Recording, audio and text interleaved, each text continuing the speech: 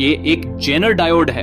इसका उपयोग voltage regulator और सर्किट ओवरलोड प्रोटेक्शन में किया जाता है। जेनर डायोड एक प्रकार का डायोड है जो करंट को न केवल आगे की दिशा में प्रवाहित होने देता है बल्कि रिवर्स डायरेक्शन में भी प्रवाहित होने देता है जब इसके वोल्टेज जेनर ब्रेकडाउन वोल्टेज तक पहुंच जाता है। तो जेनर ब्रेकडाउन वोल्टेज वही रिवर्स वोल्टेज है जिस पर जेनर डायोड रिवर्स डायरेक्शन में बिजली का संचालन करना शुरू कर देता है।